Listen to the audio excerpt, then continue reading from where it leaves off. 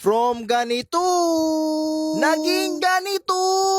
Opo, gagawa po kami ng turumpo na gawa sa lata.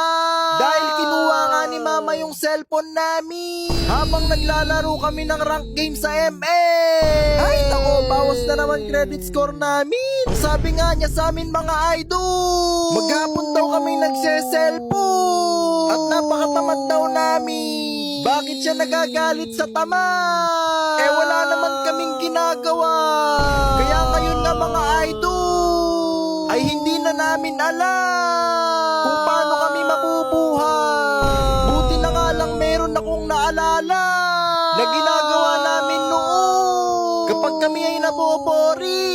Noong mga bata pa kami, kaya agad na namin ikinala yung kalaka. Opo! Dahil nga naghahanap kami ng lata na pwede namin gawing turumpo. At dahil sabi nga ni mama tamad kami, ay hindi na namin niligpit yung kinalat namin. At sa oras nga na ito mga idol, ay sinimulan na namin yung kalokohang naisip namin. Binutasan at pinalatan nga lang namin yung lata na gagawin naming turumpo. Naalala nga namin noon mga idol, kahit wala kaming cellphone, ay hindi kami nabobori.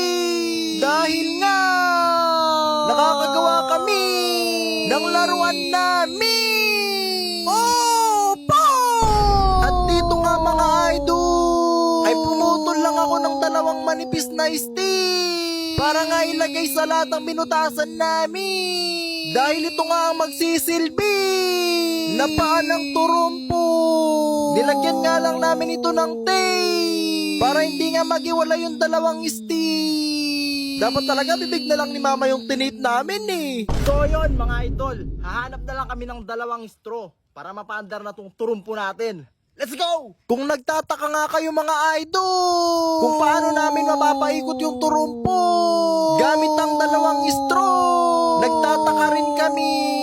Joke lang po. Yung straw kasi mga idol ay ang magsisilbing tali namin sa turumpo. Shutdown nga pala mga idol sa mga batang nadaanan namin. At dito nga mga idol ay susubukan na natin paikutin ang ulo namin. Magtatabi at ilalagay nga lang namin ng straw sa pagitan ng dalawang stick at iikuti. So ito na mga idol, tetestingin na natin tong turumpo natin. Hey,